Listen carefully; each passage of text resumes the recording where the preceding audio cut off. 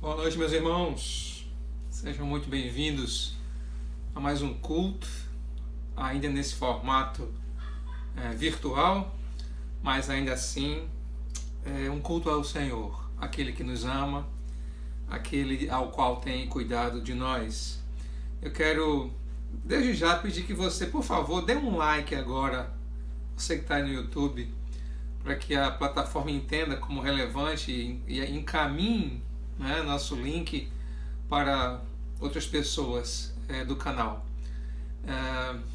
Também, se você puder fazer um comentário público, irá também ajudar o logaritmo do YouTube para direcionar essa mensagem.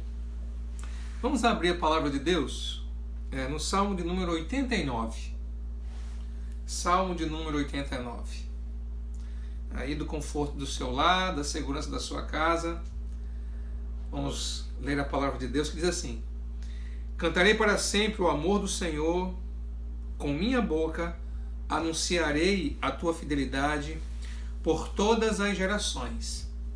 Sei que firme está o teu amor para sempre, e que firmastes nos céus a tua fidelidade. Tu disseste: fiz aliança com meu escolhido, jurei ao meu servo Davi, estabelecerei a tua linhagem para sempre, e firmarei o teu trono por todas as gerações. Esta palavra se cumpriu em Cristo Jesus.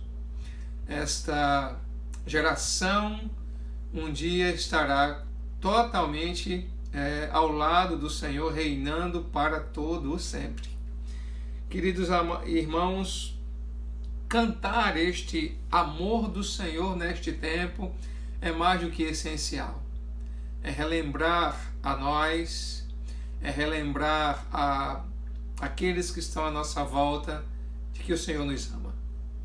Não importa o que estejamos passando, não importa esse momento tão difícil, o Senhor nos ama.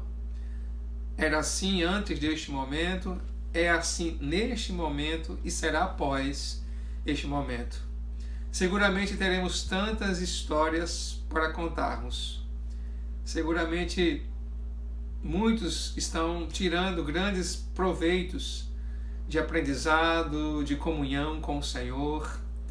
E essa semana eu estava conversando com o Diácono Tony, a gente bate papo zapeando pelo WhatsApp, e ele falou: rapaz, a gente precisa se preparar porque a igreja vai ser uma igreja diferente. E eu coloquei dizendo: realmente, meu irmão, eu espero que realmente seja uma igreja diferente, mas com aquele ar de esperança, mesmo sabendo que infelizmente muitos continuarão sem entender a maravilhosa obra de Cristo, o amor de Cristo, nem ter um relacionamento com Ele. Mas independente disso, daquilo que virá, nós não sabemos, eu quero louvar a Deus. Foi para isso que Ele nos chamou. Então faça o mesmo nessa noite. Que Deus te abençoe.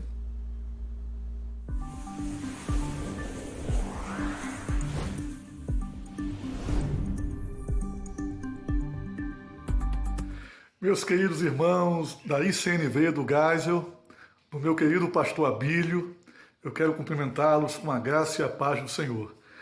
Eu estou fazendo esse vídeo para dizer que eu estarei com os irmãos virtualmente em alguns cultos com alguns dos meus vídeos, dos louvores, a fim de que os irmãos louvem a Deus comigo e sejam todos abençoados. Forte abraço, pastor Abílio, forte abraço, ICNV do Geisel. Muito obrigado, Deus abençoe.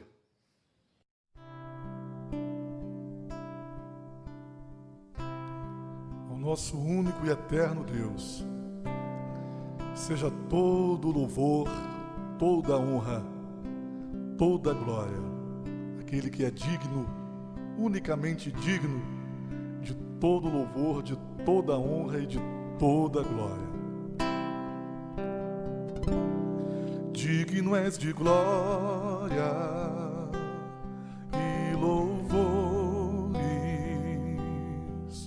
Levantemos nossas mãos, te adoramos, ó Senhor.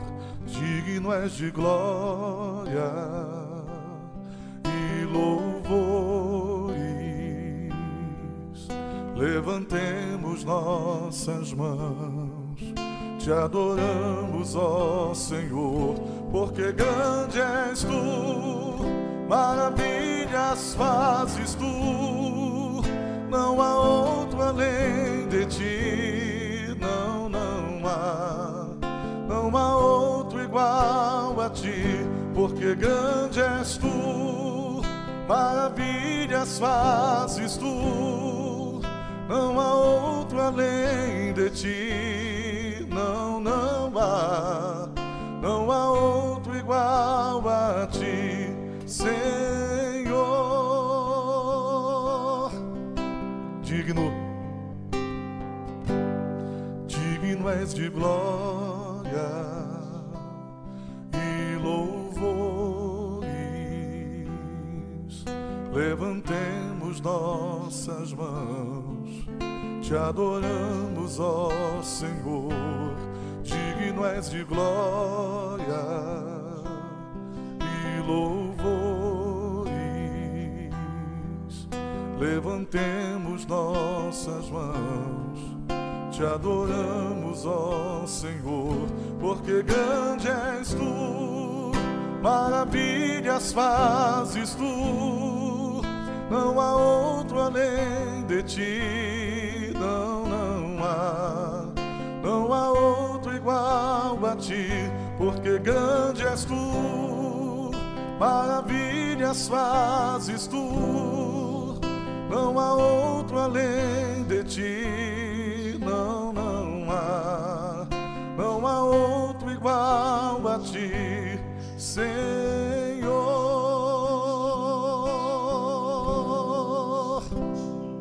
Louvado seja o Senhor.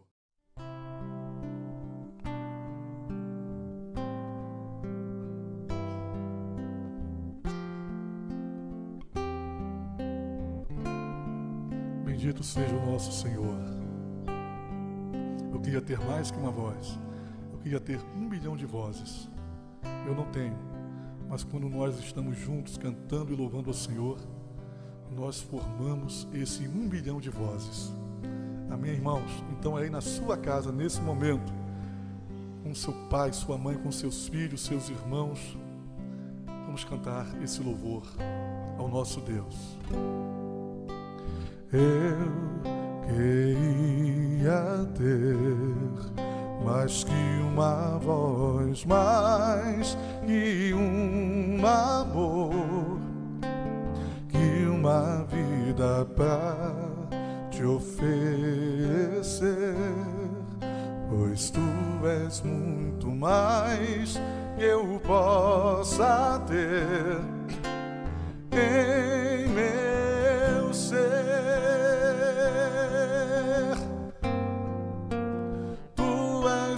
O autor, aquele que pintou com perfeição a vida. Tu és o Senhor, aquele que me amou e és o meu Deus, meu Senhor.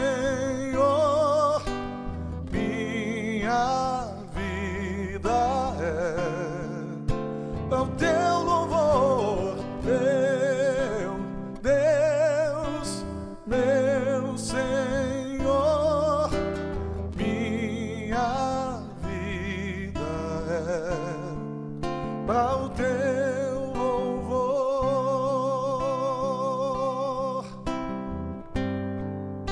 Eu queria ter,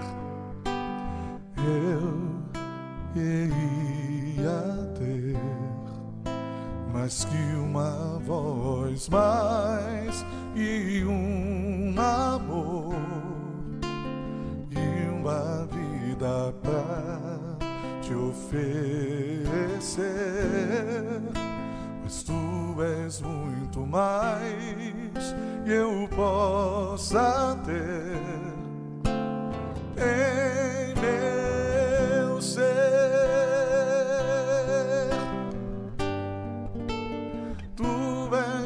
O autor,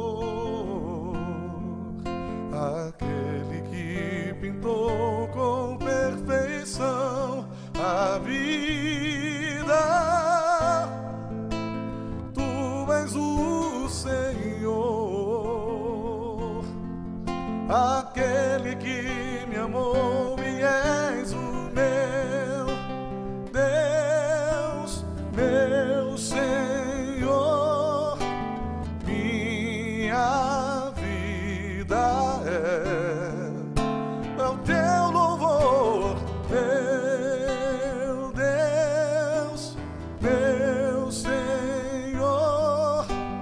Minha vida é o teu louvor.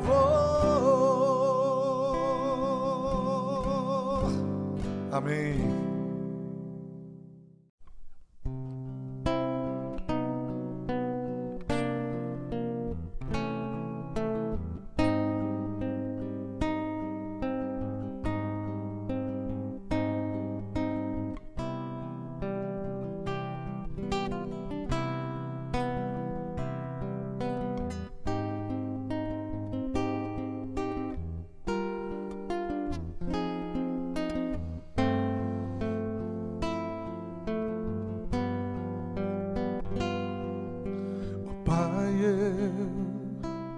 Queria tanto ver o meu Senhor descer, vindo me encontrar.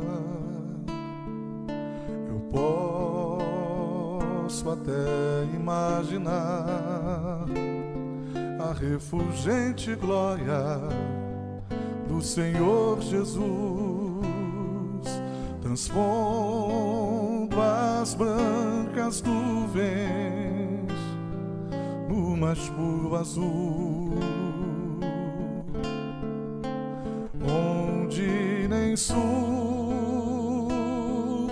nem norte existe ar. E em meio a lágrimas, sorrisos de alegria e de prazer,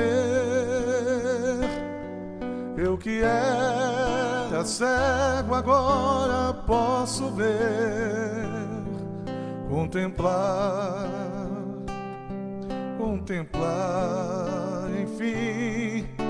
Por isso eu canto glória,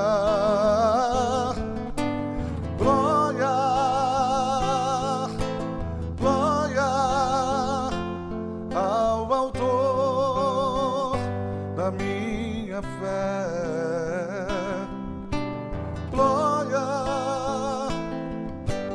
glória ao Autor da minha fé.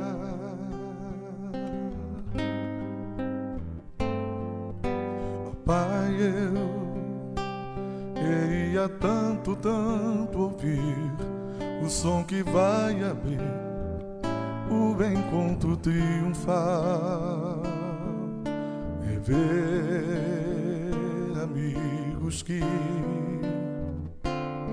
um dia em Cristo foram feitos meus irmãos, e agora sim podemos dar as mãos, pois temos todos somente um só Senhor, e eis o consolo que envolve a minha vida, o meu Senhor Jesus, que foi morto, sim, naquela cruz, voltará, enfim. Por isso eu canto glória, glória, glória ao Autor da minha fé. Glória,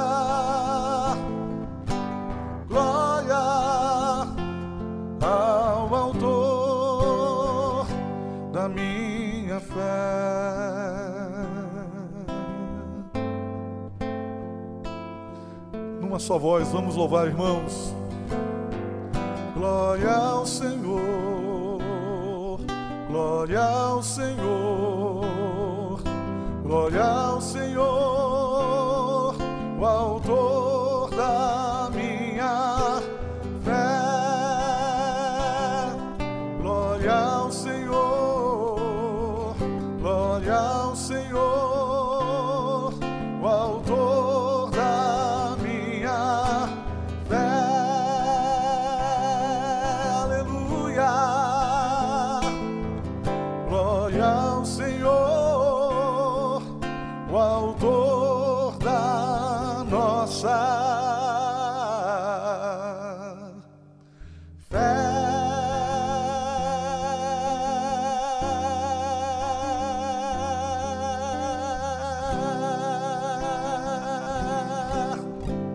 Amém, amém.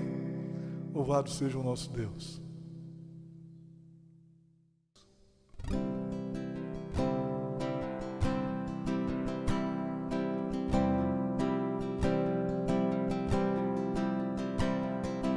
Ele é a imagem do Deus invisível. Ele é Senhor sobre a criação, pois nele foram criadas todas as coisas, nos céus e na terra. Sejam tronos, soberanias, poderes ou autoridades, Ele é antes de tudo e a todos sustenta pela palavra, pois foi do agrado de Deus que tudo Ele tenha supremacia. Ele é o resplendor da glória do Pai. Ele é a exata expressão do seu ser, pois nele foram criadas todas as coisas, nos céus e na terra.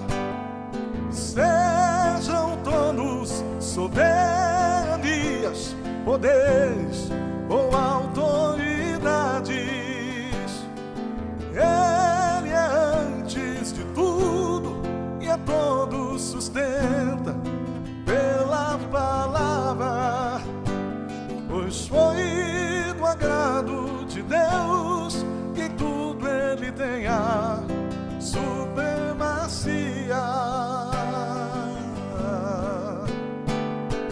Já não há mais nada que a Ele não pertença, em tudo existe graça. Cantemos sim, cantemos sim. Já não há mais nada que a Ele não pertença, em tudo existe graça. Cantemos sim, pois nele foram criadas todas as coisas, nos céus e na terra. Sejam tronos, soberanias, poderes ou autoridades, Ele é antes de tudo e a todos sustenta pela palavra, pois foi do agrado de Deus que tudo Ele tenha supremacia.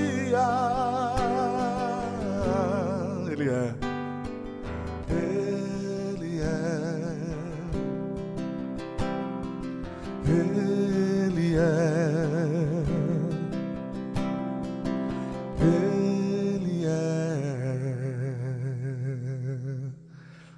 Louvado seja o Senhor. Amém.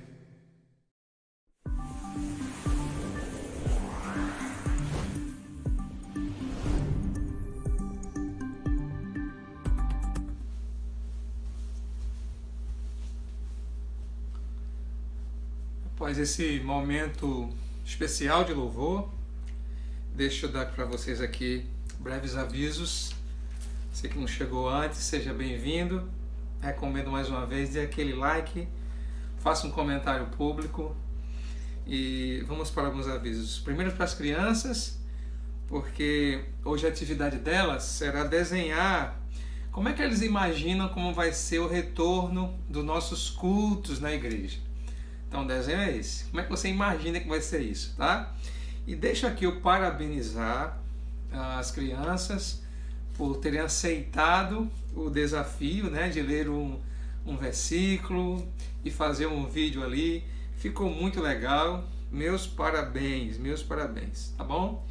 Essa semana eu quero propor aos irmãos, conclamar os irmãos para fazermos um jejum.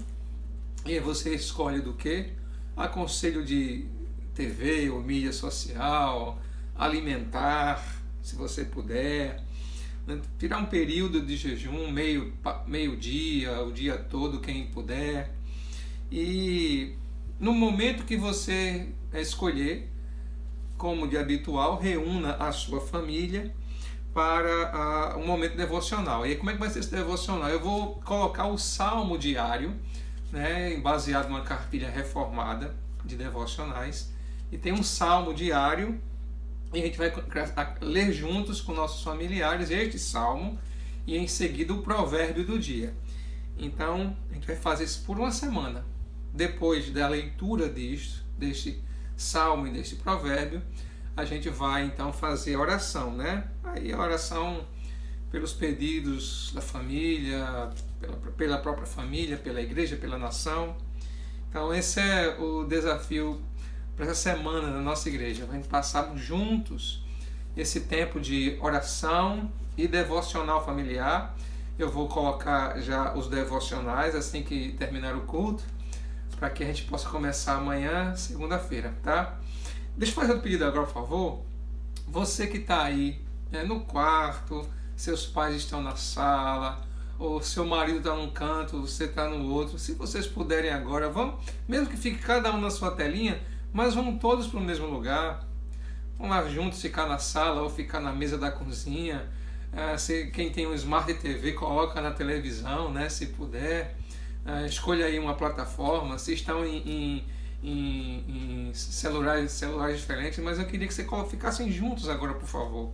Chame aí, reúnam. Não perca esse momento de estarem juntos, não. Aqui em casa a gente fica juntos, né? A gente assiste juntos, e eu acho que isso é importante, tá bom, queridos? A gente deu uma boa notícia, a gente fez um orçamento para compra de material de limpeza e indicado, né, para esse momento, sanitizantes, álcool em gel. E você sabe que na igreja tem 3 empresas, 3 irmãos que fornecem, que trabalham com esse material. Nós cotamos, até para não ficar uma coisa tão assim pessoal, né? Aliás, tão pessoal, desculpe, que é para a gente também poder abençoar nossos irmãos. Mas todos eles, meus irmãos, todos eles fizeram doações para a igreja. Então, alguém doou um tapete sanitizante, o outro doou álcool gel e dispensers, o outro doou borrifador com também um material sanitizante, de maneira que vamos ter uma economia com isso, né? Vamos ter uma economia com isso, graças a Deus. E eu louvo a Deus por esses irmãos, que Deus os abençoe ricamente, tá? Que mais? Já falei as crianças. Essa semana, graças a Deus, em números gerais, o Brasil ultrapassou, né, o número de 600 mil pessoas recuperadas pela Covid. Isso é uma bênção. Em números gerais, isso dá mais de 52% acima da média mundial. Isso é uma notícia maravilhosa, né, meus irmãos? A gente precisa celebrar essas coisas. E precisamos ainda da sua doação para o Banco de Alimentos. Tendo necessidade, não se excuse em procurar o diácono João ou a diaconisa Ana, tá? E faça a sua doação, tá? Também com o seu dízimo, sua oferta. Final do mês está se aproximando aí, o pastor já fica com a cabeça a mil, porque daqui a pouquinho já tem aluguel novamente, né? Graças a Deus a gente tem dosado bem as contas, a gente segura um pouquinho do pastor, mas a gente, graças a Deus, tem conseguido pagar as contas da igreja. Eu louvo a Deus por isso, por sua fidelidade, por aqueles que se mantiveram fiéis apesar desse tempo difícil que todos nós estamos vivendo. Louvado seja o nome do Senhor. Bem, queridos, também tem um pedido de oração por 2 pastores. Estou gravando hoje, sexta-feira, à noite, mas temos um pedido do pastor Pedro de Fortaleza. Ele que tem uma pericardite crônica, vai passar novamente por um procedimento para colocar um dreno no pericárdio. Pastor John McAllister também precisa das suas orações. Então eu queria colocar a vida desses preciosos irmãos, homens de Deus, que têm gasto a vida servindo a Deus. Queria pedir que você orasse intensamente por eles, tá bom?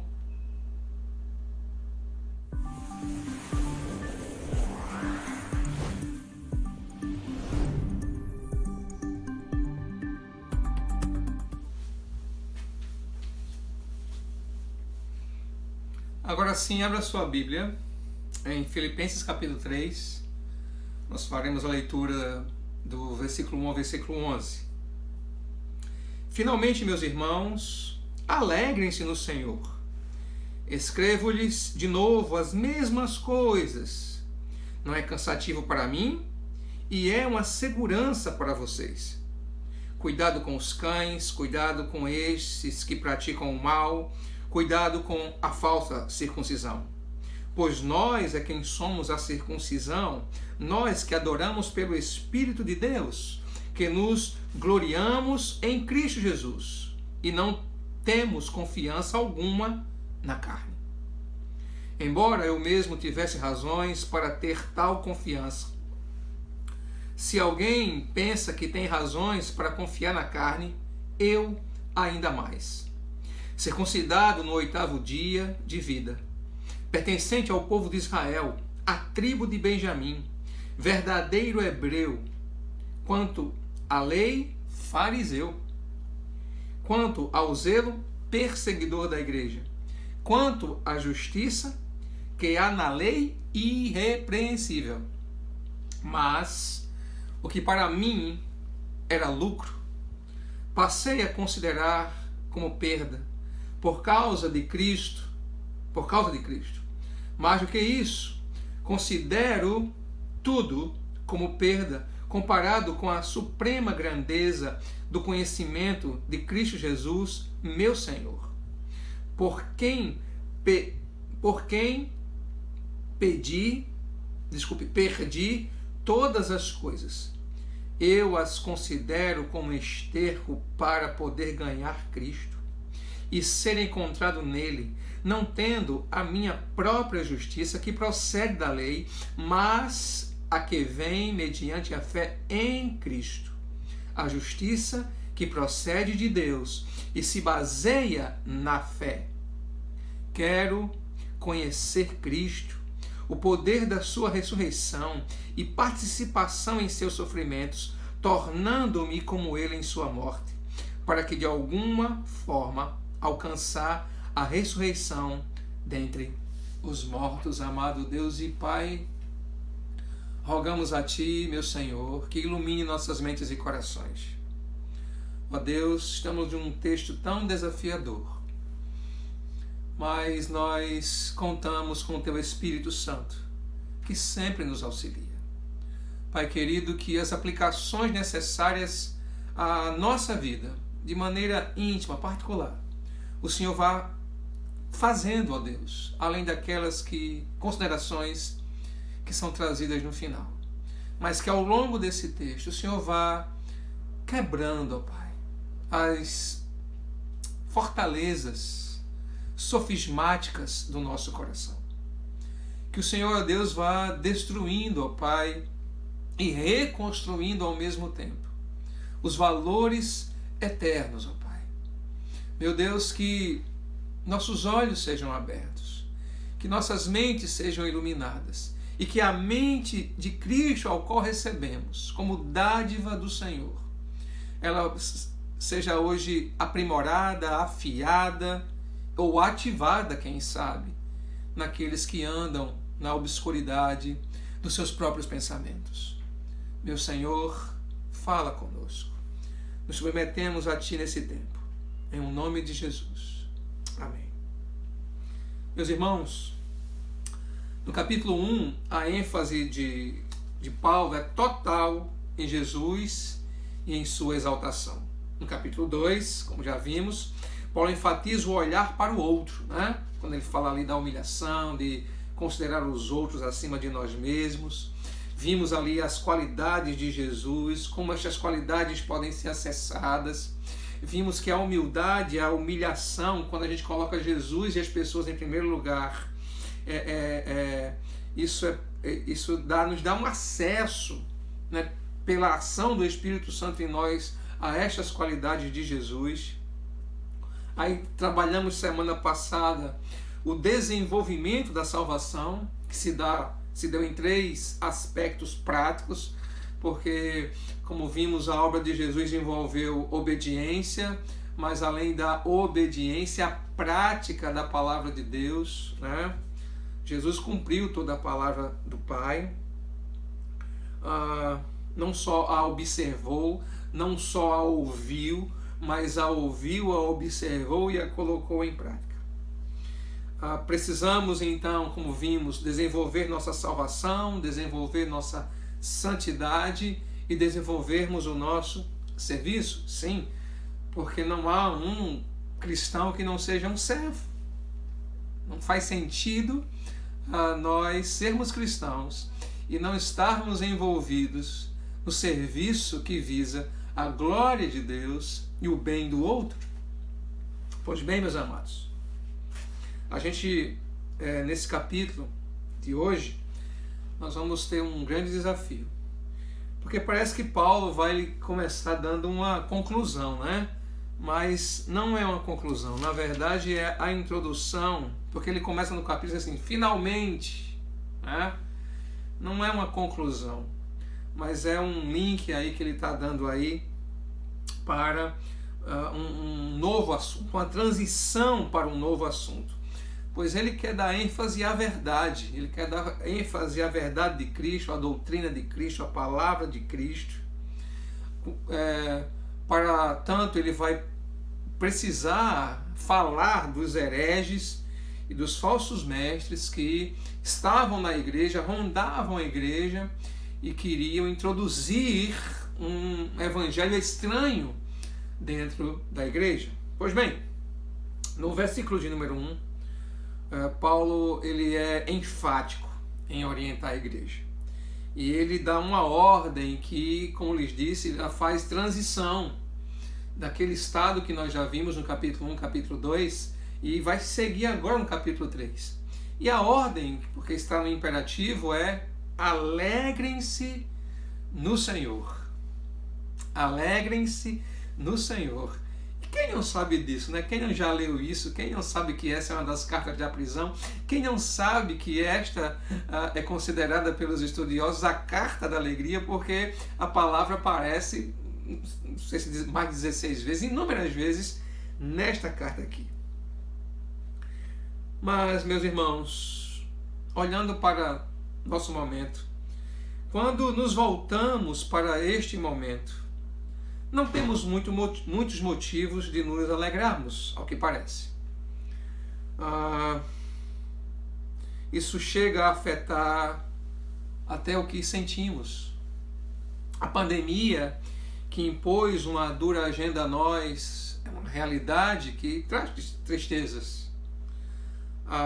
As mortes na nação, no mundo inteiro, há exatos um mês, 28/5, no Brasil nós tínhamos, segundo o Ministério da Saúde, havia contabilizado 26.719 26.754 mortes.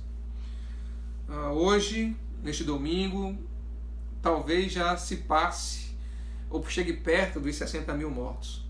Graças a Deus que, como eu disse no começo, são mais de 600 mil recuperados. Louvado seja o Senhor. Isso é uma bênção do Senhor. E a pergunta que a gente faz é o que, meu Deus do céu, nesse tempo todo, uma vez que o governo federal foi impedido de agir, né, o que governadores e prefeitos fizeram? Eu não estou os culpando, eu estou fazendo uma reflexão honesta, porque assim como o mundo inteiro, ninguém quase acertou alguma coisa. A realidade é que nós vamos conviver com a pandemia até que uma vacina seja funcional, seja trazida e aplicada a toda a população. Pois bem, além disso, quando olhamos à nossa volta, nós temos os demandos inconstitucionais. Uma crise de instituição instaurada, declarada na nação. Temos os aproveitadores politiqueiros que, pensando em disputas eleitoreiras, politizaram a pandemia. Que tristeza, meus irmãos. Mas isso não é só no Brasil, isso ocorre em vários lugares do mundo. Além de mais, aquilo que realmente mais ainda nos afeta, pois sentimos de perto as perdas dos empregos, da renda, empresas que não vão reabrir e até mesmo algumas igrejas. Até pouco uma suspeita, né? Uma suspeita não, uma realidade de uma nuvem de gafanhotos chegando pelo Paraguai, se não me engano, Argentina, e com chance de chegar aqui ao Brasil. Então, meus irmãos, o cenário não é de comédia, mas é um cenário de drama. No entanto, Paulo é enfático. Em situação de dificuldade, ele vai dizer e vai dar uma direção que serve também para nós hoje. Alegrem-se no Senhor. Fiquei matutando e a pergunta que me fiz foi: por que uma ordem tão direta é tão difícil de ser aplicada? Por que algo que está no campo de uma decisão, porque isso é uma decisão, alegrar-se é uma decisão, alegrar-se no Senhor é algo que eu tomo decisão, parece não surtir efeito prático à vida? Uma vez que a alegria, meus irmãos, ela é característica de um cristão. Ele é marcado também, além do amor, mas também pela alegria. Para tanto, em minhas reflexões, e claro, eu não falo do que acho, eu vou beber de fontes mais sabidas do que eu sou pouquíssimo sabido. Mas pensando sobre essas perguntas que fiz, porque esta ordem tão direta é tão difícil de ser assimilada, ou quando nós a fazemos parece não surtir efeito prático, eu percebo pelo menos 3 problemas. O primeiro deles é que essas pessoas que tomam essa decisão de se alegrar, mas não veem o efeito disso à vida, o primeiro problema que identifico é que elas não conhecem o Senhor Jesus Cristo. E conhecer, como vocês sabem na Bíblia, tem a ver com intimidade, com um laço de intimidade profunda. Mas para ter intimidade profunda com alguém, eu preciso minimamente saber quem é a pessoa, o que ela faz ou o que ela fez. De fato, meus irmãos, nós, o povo de Deus, sofremos ou somos destruídos ou escravizados porque nos falta o conhecimento, a intimidade com Jesus. Assim disse Oséias, capítulo 4, verso 6. Assim também disse Isaías, no capítulo 5, verso 13. Por isso, a decisão de se alegrar parece não surtir efeito algum nos sentimentos e percepções da vida cotidiana. Paulo está dando esta ordem, pois ele assim se conduzia na prisão, gente. Paulo não está lamuriando, Paulo não está se maldizendo, Paulo está tomando a decisão de se alegrar mesmo preso, sendo ele um encarcerado. Queridos, nós estamos livres. Além disso, comemos, temos um teto. E minha tese continua. Talvez o nosso problema seja até porque temos demais.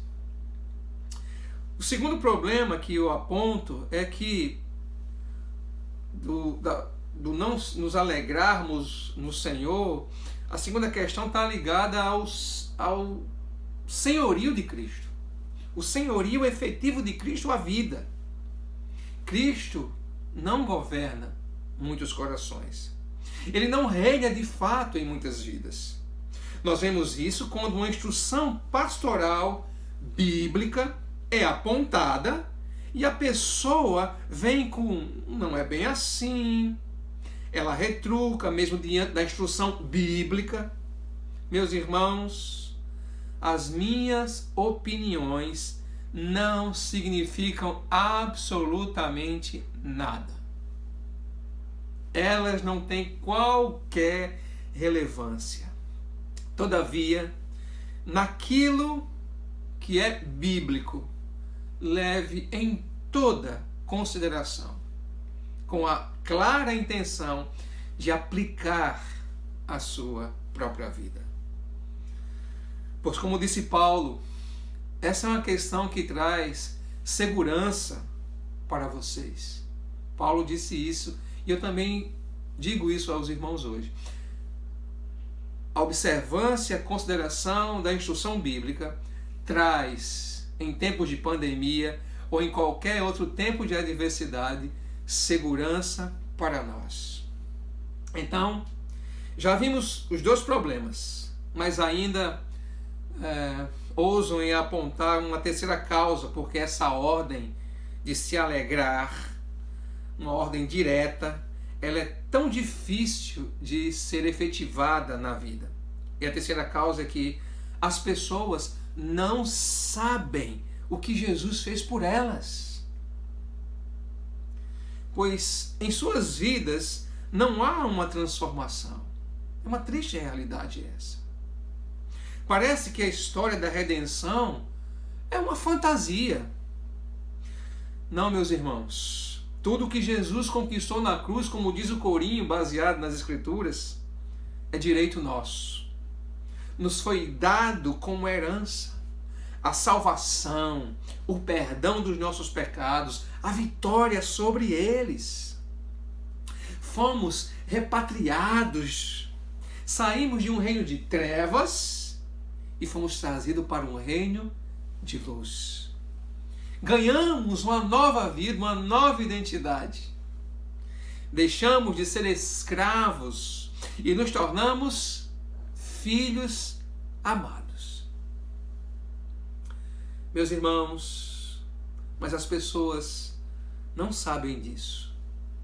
Ou para elas, essa é mais uma história de fantasia, mesmo sendo cristãs. Replico o que lhes disse quarta-feira. A fé não pode ser encarada como um aplicativo ou um conjunto de histórias que eu acesso para me sentir bem ou quando estou em apuros. Já viu isso, né? Eu estou muito legal, vou botar um louvor.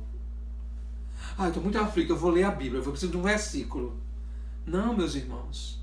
A fé cristã não é isso.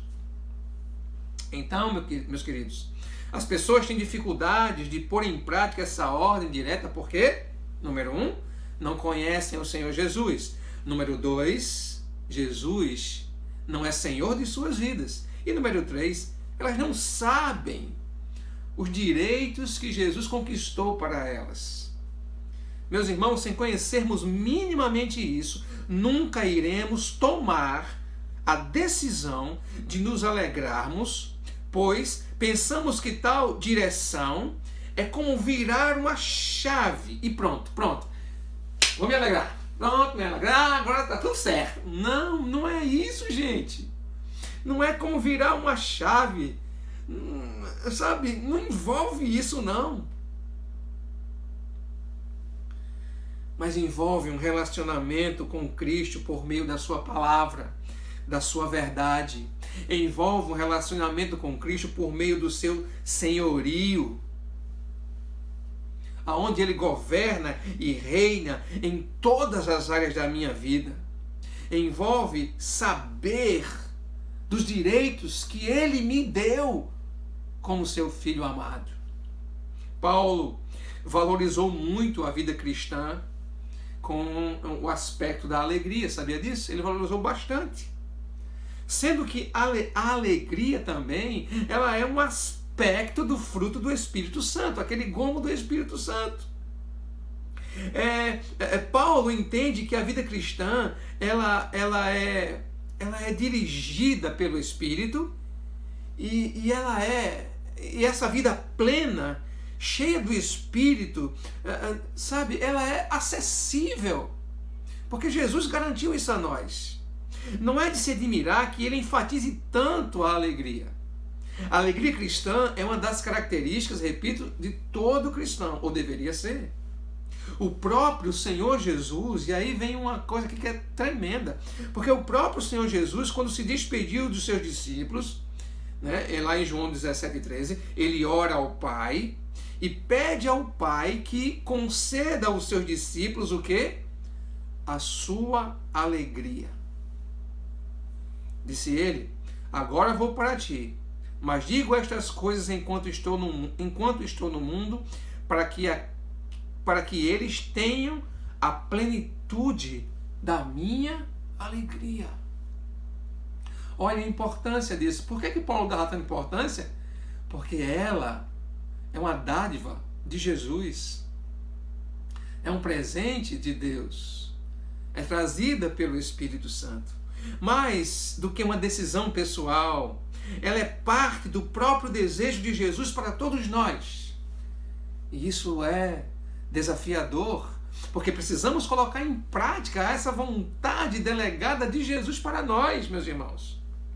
Por isso é compreensível que ele tenha iniciado o primeiro verso encorajando os filipenses a se alegrarem no Senhor.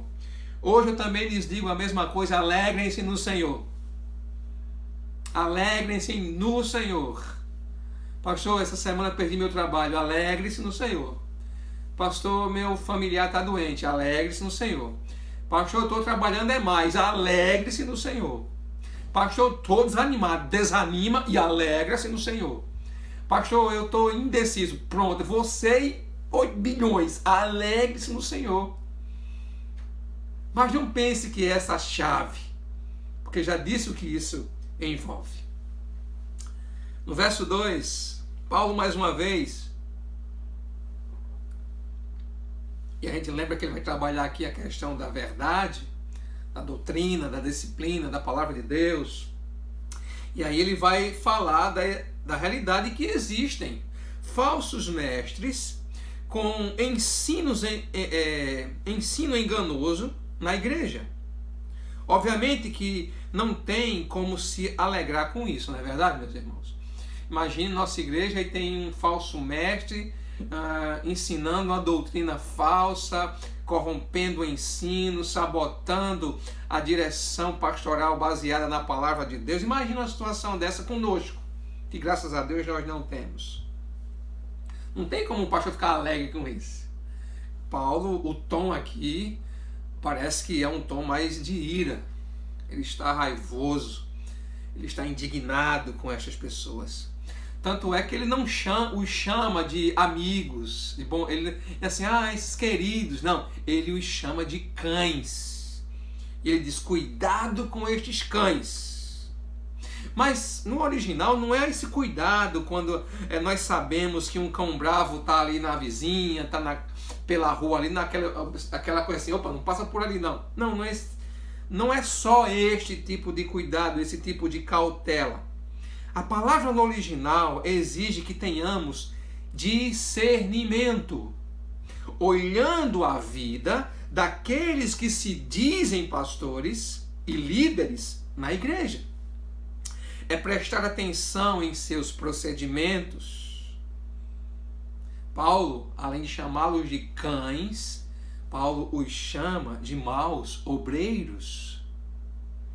Podemos imaginar que no contexto, no exato momento em que ele escrevia ou ditava o verso primeiro, vamos imaginar que ele recebe a notícia que os judaizantes, estavam se infiltrando na igreja com a sua doutrina sem sentido. Então o sentimento dele muda ali, de alegria para uma certa indignação.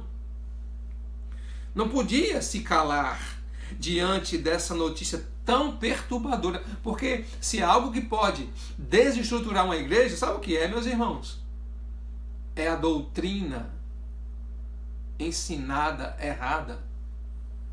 É a distorção da palavra de Deus, é a distorção do evangelho. É usar o evangelho para fins próprios, é usar o evangelho para maquinar situações. E era isso que acontecia, porque o alvo desses falsos mestres judaizantes, e eu lembro aos irmãos quem eram judaizantes.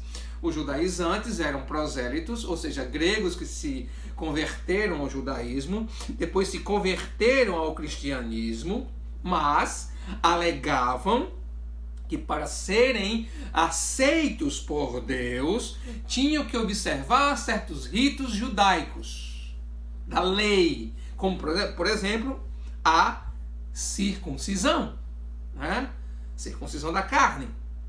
Paulo não se conteve com isso, meus irmãos, e os chama de cães, cachorro, esses cachorros, estes vira-latas. Hoje, gente, os cães são bem tratados, Nós temos uma relação, abre aspas, até assim, carinhosa, abre aspas, amorosa com os nossos bichinhos, mas em alguns casos até as pessoas os tratam como membros da família, como filhos, até alguns exageros com isso. Os cães naquela época eram considerados párias, meus irmãos, vagabundos, que vagavam pelas ruas procurando comida nos lixões, se aproximando dos doentes, lambendo-lhes as feridas, se aproximando dos cadáveres. Então, quando Paulo usa o termo cães, isso foi muito forte de ser ouvido na igreja de Filipos. Pois bem, meus irmãos, cuidado com a falsa circuncisão, Paulo fala. O que ele está querendo demonstrar com isso? Ele está dizendo assim, gente, olha, cuidado com esta doutrina que exige acréscimo. Só que Jesus já conquistou para vocês o que estes homens estão exigindo a partir de um ritual da lei.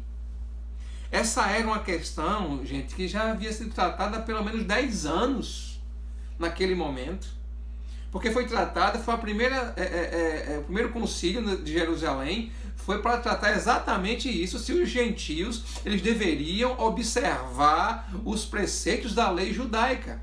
E ali então foi decidido que não. Mas esses homens, 10 anos depois, estão trazendo uma questão já resolvida pelos documentos legítimos da igreja. Não é muito diferente dos nossos dias, gente? Quando pessoas tentam desmerecer aquilo que já foi estabelecido, pela igreja, pelo evangelho. No verso 3, e a razão pela qual Paulo vai falando desses maus obreiros é muito simples. Porque o verdadeiro ensino, quem detinham eram eles, era Paulo, era Epafrodito, e não aqueles falsos obreiros. A circuncisão do coração era o que importava e o que continua importando para eles e para nós. Deus cortou tudo, gente. Lembra que a circuncisão era cortar, mutilar o prepúcio ali dos meninos. Pois bem, gente, Deus cortou em nosso próprio coração. Essa foi a ação de Deus. Deus cortou, gente, tudo que não agradava a Ele de nós. Agora, por que essa é a atitude correta? Porque não podemos confiar de modo algum em nossa velha natureza. Não podemos confiar de maneira alguma na nossa carne, que sempre busca, deseja a autojustificação. A carne, a antiga natureza que deseja se justificar através das obras. O que aqueles homens queriam era que através daquela obra de se mutilarem, se circuncidarem, eles fossem justificados. Mas Jesus já fez isso definitivamente por todos nós. Deus já fez essa circuncisão em nosso coração, gente. E isso não é algo inventado por Paulo. Está previsto desde os profetas. Ezequiel falou isso. Abra aí Ezequiel 36, 26. Ou leia aqui embaixo agora na descrição. Darei a vocês um coração novo e porei um espírito novo em vocês. Tirarei, arrancarei de vocês o coração de pedra e lhes darei um coração de carne. Porei o meu espírito em vocês e os levarei a agirem segundo os meus decretos e a obedecerem fielmente as minhas leis. Isso é uma promessa de Deus que Deus já cumpriu. A circuncisão do coração. E assim como aquela criança de 8 dias não podia fazer isso nela mesma, nós também não podemos fazer isso em nós mesmos, gente. Quem fez foi Jesus. Quem fez foi Deus Pai. Melhor dizendo. Aí ele vai continuar dizendo, Paulo, servimos a Deus, por que nós é que somos os legítimos obreiros? Porque nós servimos a Deus em espírito. Ou servimos a Deus pelo Espírito de Deus. Ambas as traduções ocorrem no texto. E a ideia é de que servimos e adoramos pelo poder do agir do Espírito Santo em nossas vidas. Depois ele fala, por que nós somos os verdadeiros obreiros e eles não? Porque nós não confiamos na carne. Não nos valemos das credenciais humanas para legitimar a autoridade espiritual. Queridos, Deus não tem filhos de segunda classe. Um de classe superior, e uma classe especial e uma classe inferior. Judeus, gregos, cristãos, todos agora estavam em pé de igualdade diante de Deus. Nosso olhar, nosso profundo sentimento e apego não está em qualquer outra coisa, apenas em Cristo. Também o verdadeiro obreiro conhece bem a doutrina.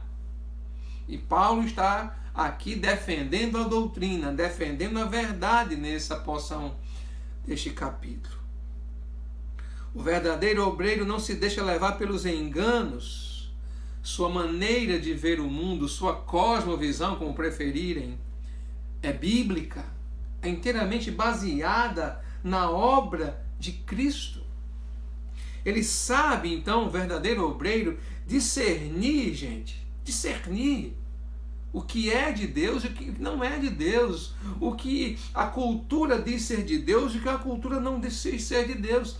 Essa semana eu fui surpreendido por uma letra de canção, até fiz uma enquetezinha em alguns grupos da igreja, me alegrei muito pelas respostas, graças a Deus, obrigado, Senhor Jesus.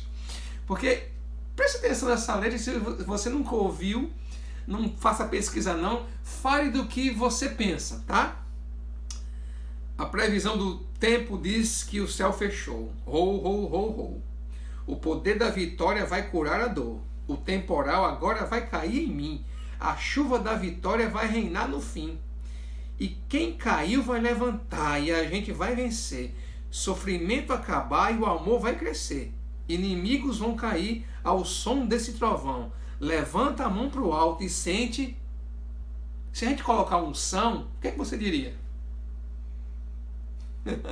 Não é uma música das irmãs Damares, não é uma música da irmã Cassiane, não é uma música desse mundo gospel, não. Mas tem tudo a ver, né? Infelizmente. Não, gente. E unção eu troquei de propósito. Na verdade, fala de rajadão. Essa é uma música de um cantor drag queen, o Pablo Vittar. Mas você acredita que algumas pessoas viram similaridade plena com certas canções gospel que ouvimos? Que tristeza. Que tristeza. Pasmem por isso, meus irmãos. Pasmem por isso. O verdadeiro obreiro, ele enxerga a vida, ele é atento. E eu me alegrei porque muitas pessoas da igreja, pastor, isso está estranho. Então, pastor, isso é muito triunfalista. Pastor, isso é vazio demais. E eu me alegrei porque, poxa, Senhor, obrigado. Grande parte desse trabalho penoso, doloroso, lento, mas progressivo, que às vezes a gente tem que retroceder um pouquinho, ter um pouco mais de paciência com o outro. Por isso que é exigido um coração realmente pastoral. E eu vi que esse trabalho surte efeito. Ensinar a doutrina, ensinar o evangelho, gastar tempo com isso. É lento, de maneira muitas vezes pessoal, mas vale a pena, porque o ouvido vai sendo doutrinado, a mente de Cristo vai sendo formada, fortalecida na pessoa, e a percepção dela se abre. Mas pasmem, gente, muita gente, artistas gospel, inclusive, estão concordando com essa letra. Isso é uma tristeza, meus irmãos. E a gente precisa parar de seguir essa gente, de curtir. Meu Deus do céu. Gente, sem conhecer a história da salvação e redenção, nossos olhos, nossas práticas serão mundanas. Essa é a triste realidade. A percepção, então, da realidade à nossa volta será afetada. Por isso vemos, por exemplo, a vida sendo compatibilizada, e repito, a fé como um aplicativo que eu acesso quando uma demanda surge. Aí eu vou ler a Bíblia, porque eu estou angustiado, eu coloco um louvor para então me sentir animado, me sentir bem, eu repito a canção como um mantra, para que aquilo vá de alguma maneira sendo introjetado no meu coração. Isso realmente acontece quando a gente devia estar cheio da palavra de Deus. Meus irmãos, há uma pobreza teológica angustiante para qualquer pastor. Sem falar na fé mercadológica, diabólica, satânica, a partir da teologia de prosperidade, que hoje disfarçadamente migra para o coaching. Isso é uma espécie, gente, de ateísmo gospel. Deus está até lá, mas na prática ele não tem significado algum. Nos versos agora 4 e 6, ele descreve quem ele era. E aí, quando a gente olha, porque Paulo acabou de falar dos maus obreiros, e ele acaba de dizer que a circuncisão nada valia, porque se valesse alguma coisa, ele vai dizer então que ele tinha razões para fazer aquilo ou recomendar aquilo. Então ele descreve quem ele era e de como tinha razões para confiar na doutrina judaica, e que era a herança então deixada pelos seus pais. Vamos lá, gente. Ele fala o seguinte: ele tinha sido circuncidado no 8º dia. Isso é, seus pais tinham obedecido à lei. Então ele tinha pai tementes à lei judaica. Segundo, ele era da linhagem de Israel. Isso é, não era de descendência mista, mas israelita puro. Terceiro, ele era da tribo de Benjamim. Inclusive o seu nome é em honra a quem? Isso mesmo, o primeiro rei de Israel, a Saul. Ele é Saulo, né? Também lembre que ele sempre permaneceu fiel à dinastia de Davi. Terceiro, aliás, quarto, ele se considera hebreu de hebreus. Sua linhagem é pura. Seus pais eram hebreus, seus avós eram hebreus, seus bisavós eram hebreus, toda a sua família era de hebreus. Não tinham casamentos mistos na linhagem de Paulo. Ele descreve, então, suas credenciais. Paulo era um judeu, então, puro sangue.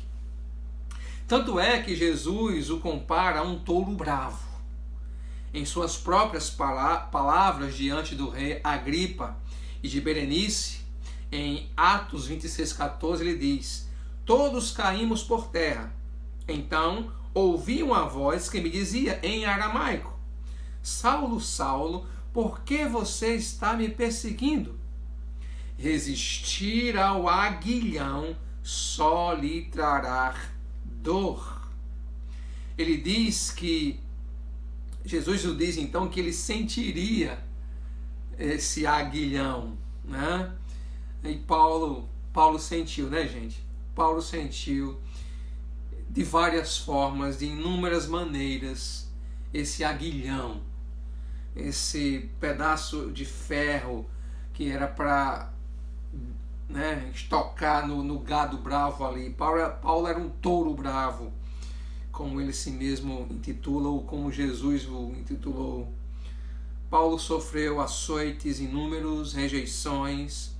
Paulo, na maioria das suas ocasiões, não teve apoio, enfrentou acusações infundadas, experimentou a falta de lealdade, experimentou o abandono de quem ele amava, passou por naufrágios, prisões e finalmente foi decapitado.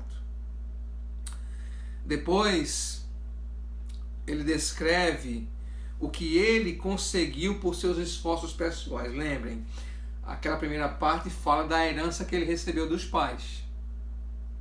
Agora ele fala dos seus próprios esforços. Número 1, era fariseu, isto é, dentro do judaísmo era a seita mais severa, mais rígida em observar a lei.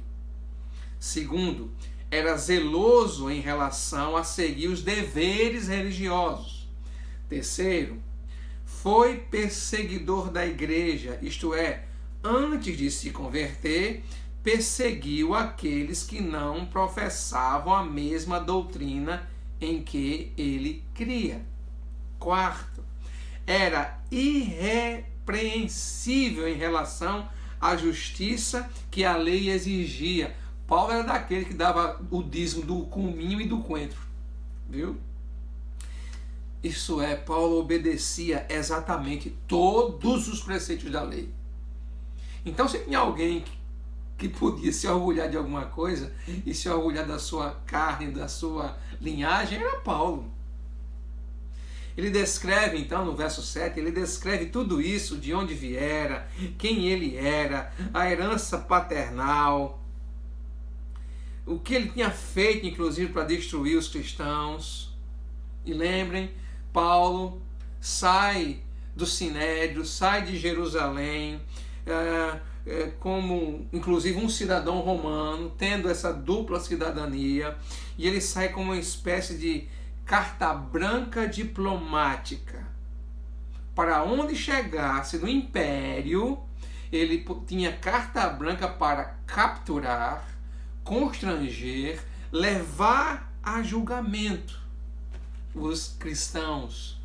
Lembrem, ele está diante da morte do primeiro mártir, Estevão.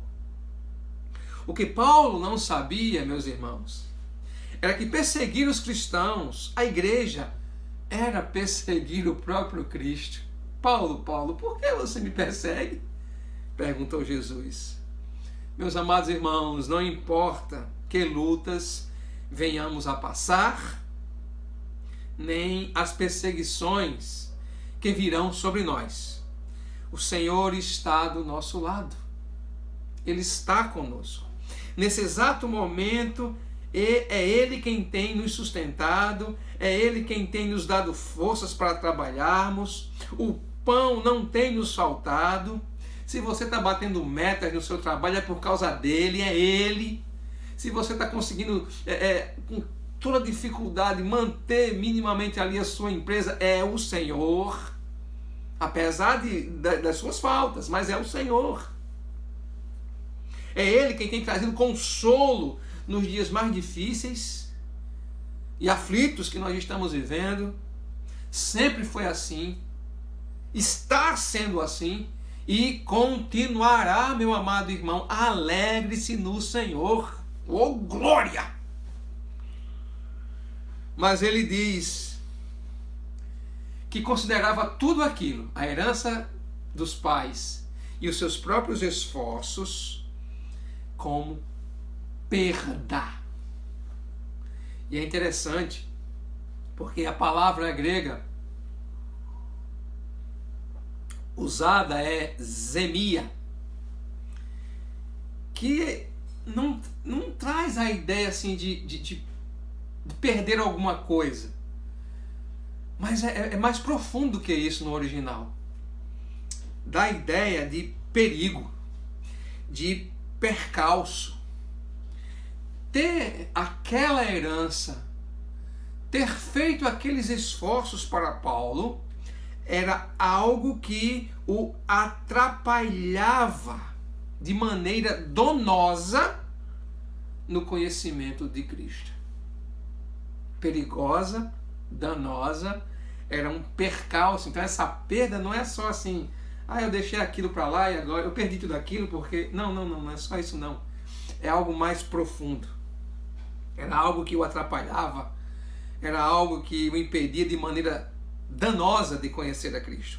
Então o que ele está nos dizendo é que confiar nessa herança era um perigo que o impedia de conhecer Jesus. Se alguém quiser introduzir as boas obras no artigo da justificação ou a confiança da salvação, a fim de, com elas, merecer a graça de Deus e por elas ser salvo, a isso não eu que estou dizendo, mas o próprio Paulo diz por 3 vezes que tal homem e suas obras não são apenas inúteis. Isso é um impedimento. Confiar nas suas credenciais. Quantos anos de crente. Eu já fiz muito na obra de Deus. Vamos assim trazer próximo da gente, né?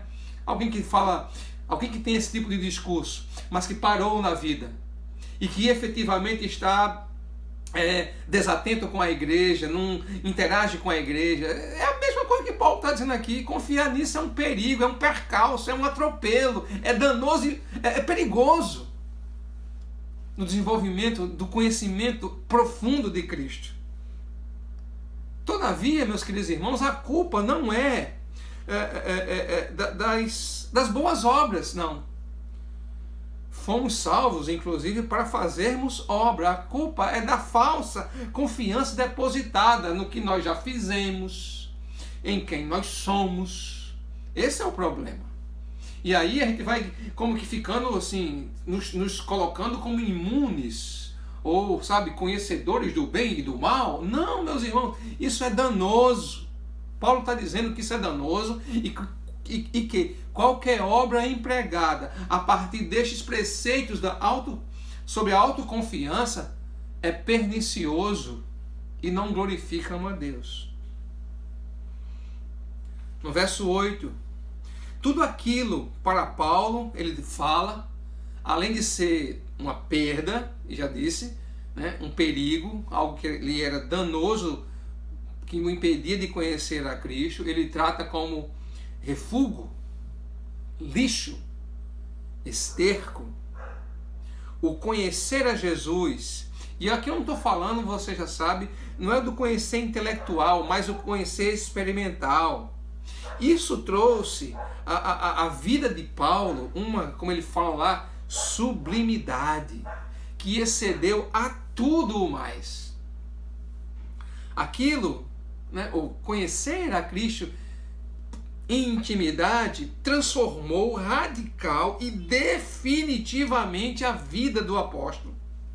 Paulo, como ele diz, ganhou a Cristo, se agarrou a ele, na ideia do original, se agarrou a ele e ganhou todos os benefícios conquistados na cruz por Cristo. Por isso, não só podia ter a autoridade de dizer, de dentro de uma prisão, aguardando a morte, alegrem-se, como também, como veremos em outra ocasião, tinha todos os gabaritos para dizer: sejam meus imitadores.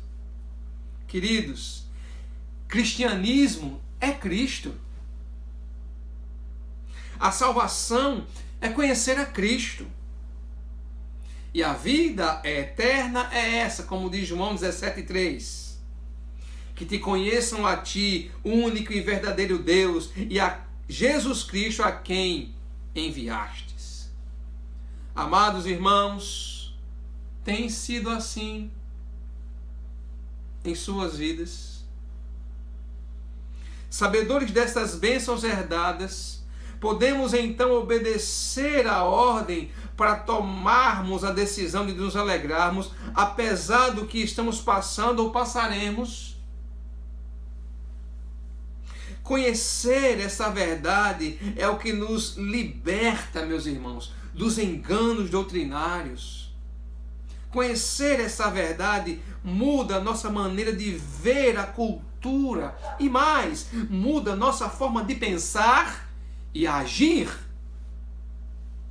Na sua conversão, Paulo, quando ouviu Jesus o chamar, pergunta: quem és, Senhor? Lá em Atos 13, né? Quem és, Senhor? Aquele Senhor que Paulo se dirige ali era apenas um pronome de tratamento, era só uma maneira, né, cavalheiresca de falar. Mas agora, Paulo, quando se dirige a Jesus como Senhor, não está apenas sendo educado. Ele o ama. Ele se submete. Ele se considera um escravo desse Senhor que lhe deu a salvação. Meu amado irmão, é assim em sua vida. Quanta gratidão e amor há na vida de um servo. Você tem sido então grato? Tem? Ah, pastor, tenho sim. Ah, pastor, eu agradeço todo dia de manhã, quando eu vou comer. Não, meu irmão, não. Você não entendeu. Pois a gratidão se traduz em obediência, não só em palavras. Mas dizer obrigado, Senhor, por esse dia, obrigado, Senhor, pela noite de sono, obrigado, Senhor, por essa refeição. Não. A gratidão não se traduz apenas em palavras, a gratidão se traduz em obediência. A gratidão se traduz em temor. A gratidão se traduz em serviço. A gratidão se traduz em fidelidade. É assim que a gratidão e o amor se manifestam em sua vida. No verso 9, Paulo diz que as duas grandes bênçãos dessa troca são ser encontrado nele, isto é, ter plena união com Cristo, estar não apenas firmado nas experiências passadas, mas ter um relacionamento presente e contínuo com o Senhor Jesus. E assim, consequentemente, usufruir da outra bênção. Sabe qual é a outra bênção? Número 2. A outra bênção é receber pela fé a justiça que Cristo mesmo nos concedeu. Cristo é quem foi justo em nosso lugar, meus irmãos. Ele foi o único justo e assim, mediante a sua justiça, Deus nos justifica, imputa a justiça de Cristo em todos nós, os que deixaram as coisas antigas. Todos nós vivíamos por outra agenda. mas agora, ao conhecermos Cristo, valorizamos a agenda de Cristo para nós. A justificação que Paulo descreve, gente, é a declaração de Deus a nosso respeito mediante a troca que fazemos. Mesmo que alguns se achem justos diante de Deus, e não é raro a gente encontrar cristãos dizendo isso, a Bíblia afirma que as nossas justiças não passam de trapos de imundície, como disse Isaías 64, verso 6. Portanto, meus irmãos, apenas pela justiça de Cristo é que somos justificados por Deus. Você tem experimentado essa convivência pessoal com Cristo? Essas duas realidades você tem experimentado? E finalmente, queridos, os versos 10 e 13. Desculpe, versos 10 e 11. Deixa eu fazer a leitura dele aqui. Quero conhecer Cristo, o poder da sua ressurreição e a participação em seus sofrimentos, tornando-me como ele em sua morte, para de alguma forma alcançar a ressurreição dentre os mortos. Paulo agora faz uma colocação extremamente importante e eu quero que você preste bastante atenção. Na verdade, o que ele está dizendo pode ser resumido numa frase bem objetiva. Veja só. O fato de nos tornarmos cristãos não deve constituir um fim, mas o princípio de uma jornada que só terminará quando estivermos na presença de Deus. Poderíamos encerrar aqui essa perícope dessa maneira. E Paulo aponta 5, ao menos, aspectos dessa experiência, da jornada dentro da verdade.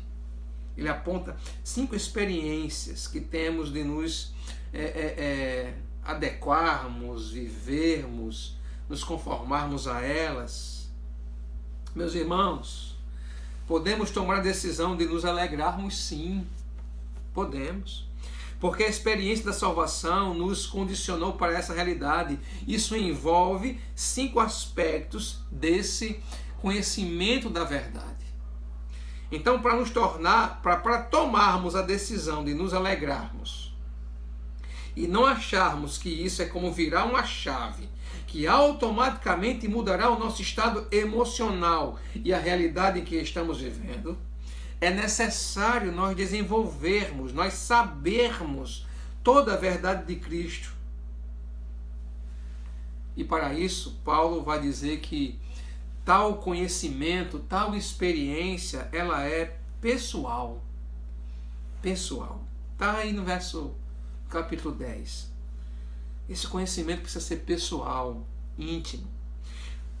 Gente, na medida que Paulo andava com Jesus, na medida em que ia caminhando na nova vida, com base nas Escrituras, ele agora orava e obedecia a Cristo.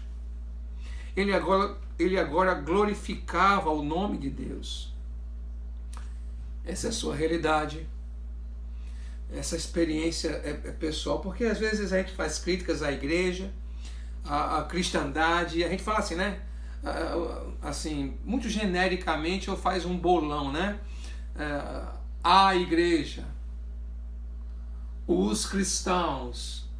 Que tal você entender que esse conhecimento e jornada, antes de mais nada, ele é pessoal? E seria mais honesto, mais legítimo você dizer, qual é o meu grau de intimidade e conhecimento do meu Senhor? E não ficarmos assim tão distantes, mas trazermos para nós, porque o que Paulo está fazendo é isso. Ele está dizendo que essa caminhada pela verdade, que o fazia se alegrar, apesar das dificuldades que passava e que passou, apesar de estar preso, apesar de estar duramente denunciando hereges, falsos mestres. Apesar de descrever a herança que recebeu, os próprios esforços dele, considerar tudo aquilo como perda, como esterco, como um lixo. E agora ele está dizendo que essa é uma jornada que é pessoal. Primeiro ela começa em mim, ela começa em cada um de nós. E a pergunta é, essa é a sua realidade? Você encara isso como algo pessoal? É muito fácil julgar a igreja. E qual é o seu papel, uma vez que você está e é da igreja? Eu não estou aqui me referindo à nossa igreja, não, falando como um todo, viu, gente? Segundo, essa experiência, essa jornada, ela é poderosa, gente. Porque Paulo fala que eu quero conhecer pessoalmente e eu quero conhecer o poder da sua ressurreição. Só estou aqui no verso 10 ainda.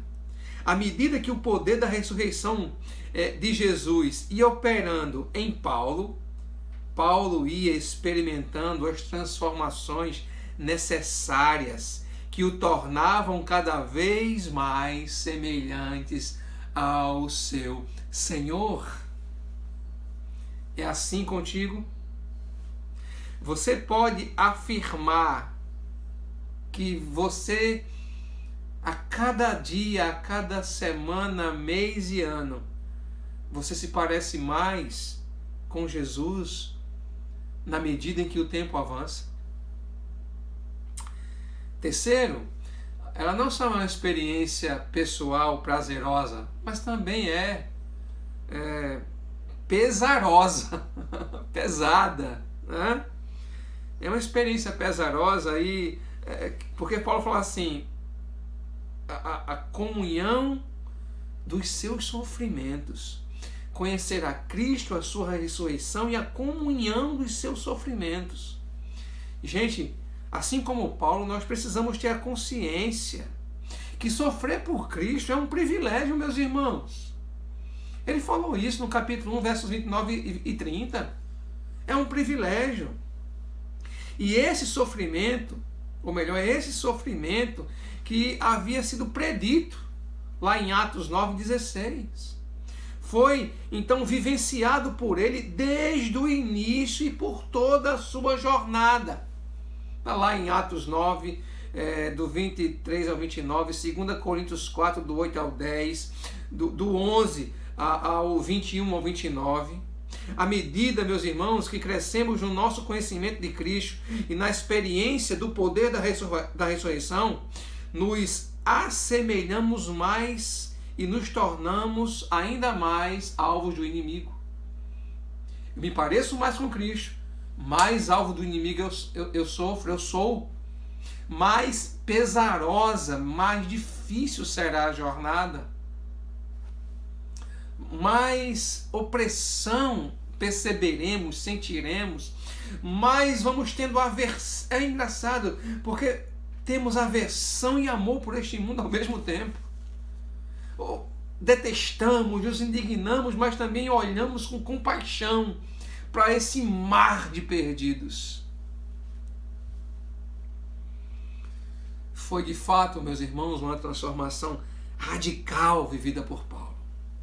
Ele sentiu o que era sofrer, mas valeu a pena, porque estava se conformando cada vez mais a Jesus. Um dia, na presença do Pai, na presença do Senhor, Ele enxugará dos nossos olhos uma última lágrima. Acabou todo o sofrimento, acabará todo o sofrimento.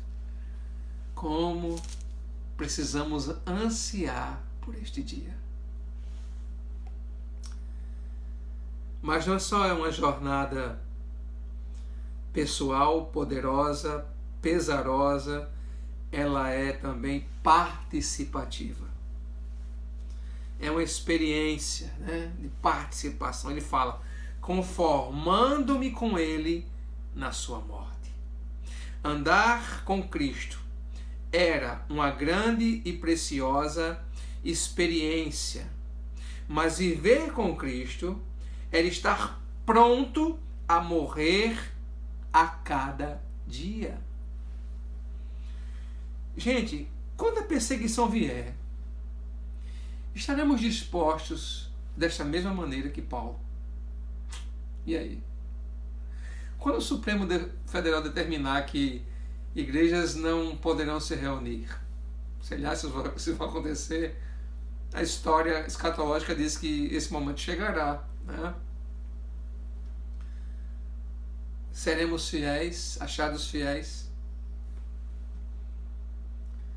Mas também, gente, era uma experiência para Paulo, além de participativa, preciosa. Ele fala, verso 11, para de algum modo alcançar a ressurreição dentre os mortos. Com essa troca, com essa perda, com essa mudança de prioridades, Paulo ganhou muito mais do que perdeu. Ele foi tão satisfeito com os resultados da mudança de valores que considerou tudo o que tinha conseguido antes de Cristo como lixo, como esterco.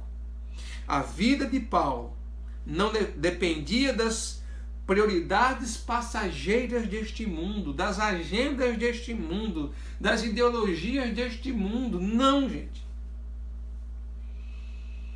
A vida de Paulo não dependia se as circunstâncias eram favoráveis ou não, se estava preso ou não, se tinha pandemia ou não. A vida dele consistia em amar esse Senhor, em servir esse Senhor e nele se alegrar, independente do que estivesse passando. Ele sabia o que Jesus tinha feito por ele. Ele sabia o que ele tinha em Jesus. Isso mudou completamente a sua maneira de ver o mundo e a sua maneira de viver neste mundo. Meus irmãos, Jesus nos chama hoje para um relacionamento pessoal, poderoso, prazeroso, penoso, participativo e precioso. É um chamado para uma mudança radical na forma de vermos o mundo e vivermos nele. Como é que eu faço isso, pastor? Rasgue o seu coração diante de Deus. Peça ao Senhor, Senhor, circuncida o meu coração. Retira, Senhor, do meu coração tudo que desagrada a Ti. Retira do meu coração, ó Pai. Troca esse coração de pedra, Pai, que escuta e escuta e escuta a palavra e sai ano e entra live e sai live. E não acontece nada. Meus valores não mudam, meus amores não mudam, minhas prioridades não mudam. Na verdade, eu estou ficando mais raivoso, eu estou ficando mais ranzinza, eu estou ficando mais desagradável. Meus amados irmãos, aquele homem preso está dizendo alegrem-se. Mas não só isso, é porque isso faz parte do fruto do Espírito Santo e isso é um desejo de Jesus, como vimos lá em João. Quando na sua despedida ele faz, Pai, eu quero que eles tenham a minha alegria. Eu quero ter essa alegria. Eu espero tanto que você queira. E como falava essa semana, eu espero tanto que a igreja, ao voltar, ela não seja mais a mesma. Se Deus quiser, não. Eu espero tanto que esse tempo de distanciamento social, mas não espiritual, ele tenha feito você refletir naquilo que realmente importa. Nesse exato momento tem tanto carrão parado, tanta roupa chique parada, né, pegando mofo no guarda-roupa. Porque o que importa de fato é Cristo Jesus. Meu desejo é que você o conheça intimamente. Meu desejo é que você experimente desse poder transformador que entenda que há sofrimento na jornada. Que você perceba que é uma jornada pessoal, poderosa e preciosa.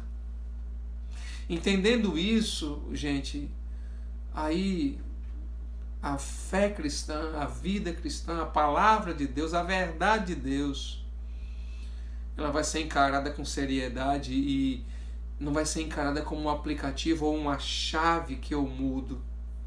E aí, quando eu giro, meu estado emocional, minha realidade à minha volta muda. Não, meus irmãos, eu recomendo e, como Paulo ousadamente ordeno, alegre-se no Senhor. Mas a pandemia vai continuar apesar dessa decisão. Mas é no Senhor e não no que está à minha volta.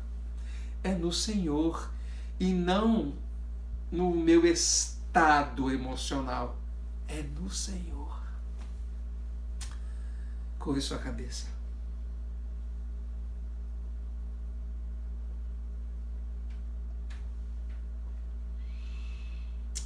Soberano Deus, da solidão, ó Deus, deste quarto. Tão duro isso. Tão estranho, Pai.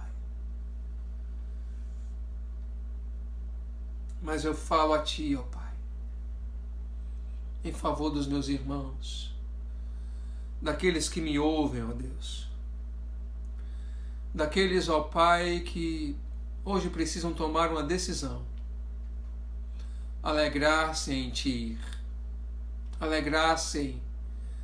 alegrarem-se no Senhor, devotarem suas vidas, ó Pai, terem, ó Pai, a humildade de retroceder, pedirem a Ti a doçura do Senhor sobre seus corações, pedirem a Ti a graça e a misericórdia para estender a mão, ó Pai, àqueles que erraram e que erram conosco.